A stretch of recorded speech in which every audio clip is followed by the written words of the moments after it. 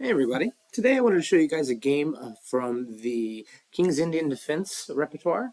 Well, the lines were black plays c5 instead of the e5 lines.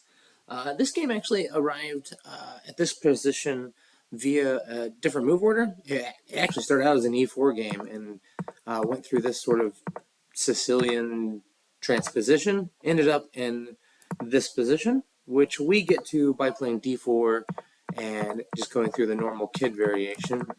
We arrive at the same exact position, except for here, we just did it a different way. So as the game actually went, and bishop d7, h3, played rook c8, and this is the first move that's not covered in our repertoire. There's several different kinds of moves that have been played here and generally play well. Knight f3 is an idea, knight b3, both of those are ideas of trying to avoid trades because of our excess in space. Rook c1 is also very natural, but I was really pretty compelled by some of the games that I saw that went queen d2. In this particular game, black chose to play knight e5, and their idea is that they want to add pressure to this pawn, and they also want to just transplant the bishop to d6 or c6, so it exerts more pressure on the e4 square. So we get b3 falling through in that idea, and now I like this idea at f4. Often, when the knight has gone to e5, we're willing to let it stand until the bishop plants itself on c6. We'd like to play e4 and have the knight kicked back. And then we follow up a bishop to f3, adding our defender back. And also just improving the scope of this bishop. On e2, I often don't feel like this bishop is doing as much. It does sort of help with the b5 square, but I like it better on f3. And here black played queen to c7, which is actually just a blunder that's going to cost a pawn. If they played a more normal move that's perhaps preventing the idea of playing the game, something like a6, we can just simply move our rooks to the center and just start gaining space all over the board. After this knight c5, we can immediately take, and we get to hit back with a central idea of e5, taking advantage of the fact that we can't capture here, the knight needs to move, and we can probably end up capturing on d6 at some point. We can kick back further, and now c5 is a cool idea, because if d5, we actually get to see something a little bit similar to what happens later in the game, where we see a sacrifice of a piece for a couple pawns, and these pawns end up being unstoppable. I looked at a few lines, and here black is going to be giving the piece back. So even against the better move a6, white is already doing quite well. But against queen c7, just we get this simple fork of the a7 square and the queen. Bishop takes doesn't really help anything. White's happy to pick up the bishop pair in a process. There really wasn't anything much better anyway. Trying to do queen a5 just allows this nice tactic that we should all be aware of in these positions where we're going to have this in-between move after the queens are traded. So that doesn't help any. Opted to take, we take back, the queen jumps out of the way, and we just grab a pawn. The rook moves, the knight comes back. He plays knight to e8, eyeing the rook, thinking that maybe he's going to get something against this pawn. Maybe he'll bring the queen out. Not clear. Just rook a1 in the center. Knight c7, hoping to trade the knights. And here, white made a decision that is quite good. It works. It leads to a quite interesting game. But I think, honestly, I would have just preferred something like knight a4. If you capture, I just take back with this pawn. And after this, we just play queen b4. And this looks really solid. I'm still looking to play e5. These bishops look amazing. Let's draw arrows appropriately. And we're just going to run these pawns up the board. It's safe. It's clean. I really don't know why I went for this other than he just wanted to sacrifice a piece. Played knight takes d6, ed. And we've already got three pawns for the piece, and we also have these fantastic bishops, and great play down this side of the board.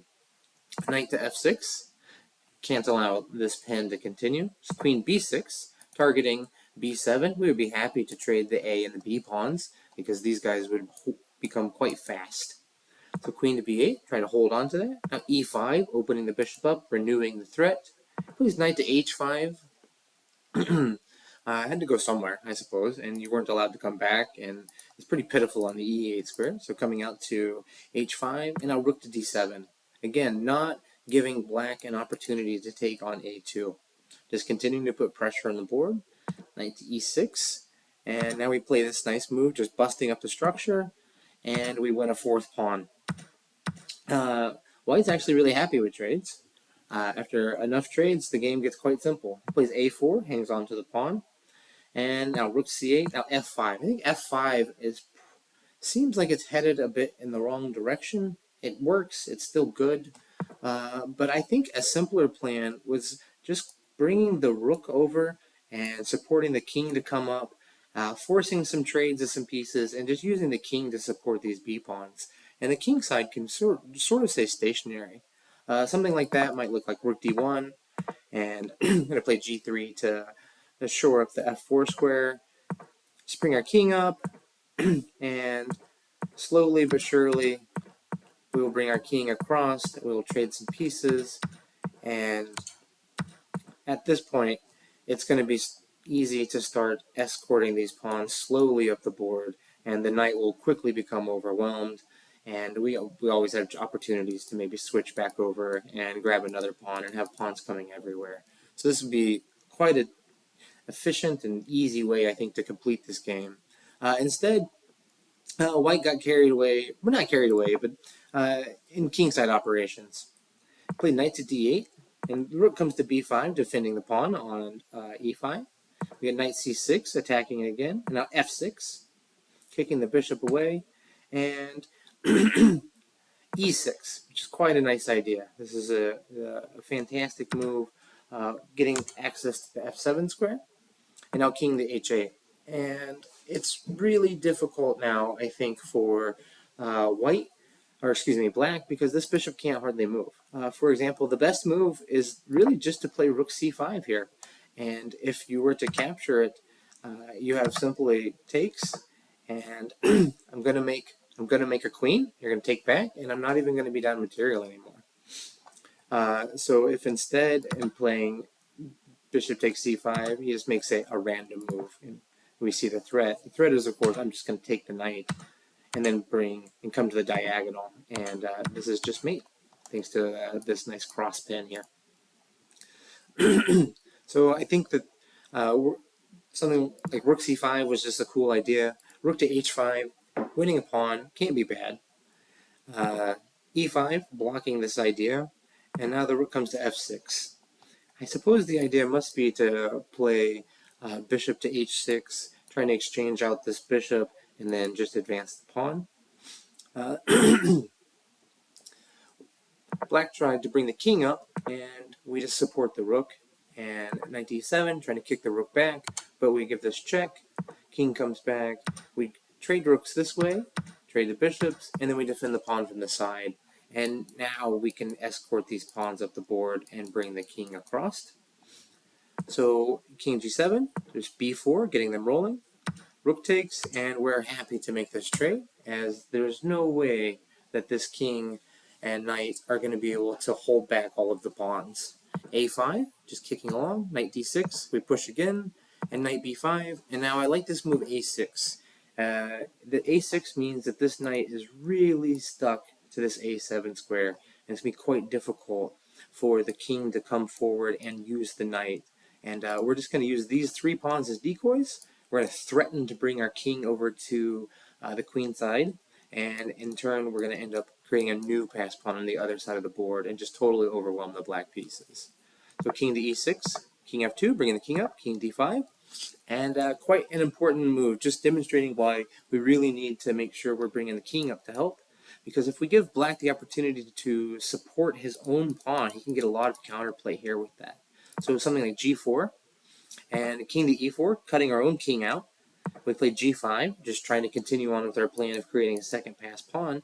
King to d3. We see the idea now. He's threatening to come to d2, and this is a very fast pawn.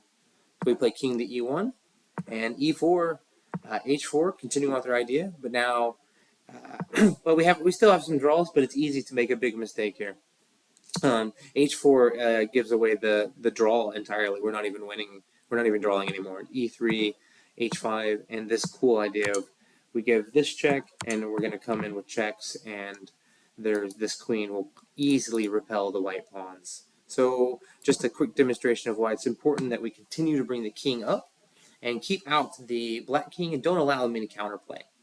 King to c4, we go king to e4, king takes, and now we're ready to bring our our pawns up the board and create our own pass pawn. King takes, and we must take this. Again, we can't allow the king to come back and connect with the pawn and then create counterplay. So, for example, like g5, he protects the pawn, we go h4, king e6, and now the knight comes, and he's already going to start moving his own pawn up the board a bit. Okay, so king takes e5, king to b6, going after the second pawn, and we just played g5, continuing on. It's time to bring the knight back. He's going to take with the knight, I suppose, because he doesn't want to move the king any further away, but he needed the king to stop the pawn from going to a7. So it's just really slow. h7, knight c5, g6, and knight d7. We already need to be very careful here. King f5 is actually the only move that keeps the win here. You just got to be careful of different ideas. So king f4, for example, that leads to takes, and this nice forking operation. You must move the pawn, but that allows this fork here. Oops, this guy.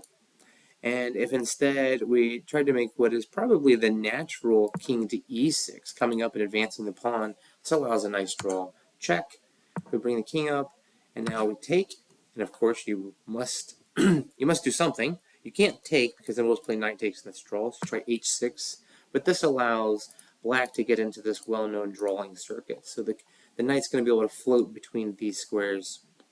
I play knight to h7, grab the pawn, I'll just come back. If you come to here, stopping me from going back to h7, no problem, I'll come here, it's a check. Again, if you come here, I'll go back. If instead you came to this square, no big deal, I'll come back out to here. And it's just a rotation. It goes on and on forever. It's an infinite loop, and the knight can stop this pawn by itself. So king f5 is played, not allowing that. Comes in for the check, and now this idea where he played knight to f8 just doesn't work, and because of that, we resigned here. And this was a fantastically fun game, and I think showed a nice example of this queen d2 idea earlier in the game. Let's go back and take a look at that. Queen to d2, and then just noticing this x-ray and some tactics here that happen against this side. But also interesting to pay attention to this development scheme where we kick the knight from e5 with the f4, we bring our bishop to f3, and with the ideas of g4, a lot of times there's rook d1 and b4, and we're just taking tons of space and going for e5 later on. Anyhow, I hope this was good, and I appreciate you guys watching. Thanks a lot. Bye-bye.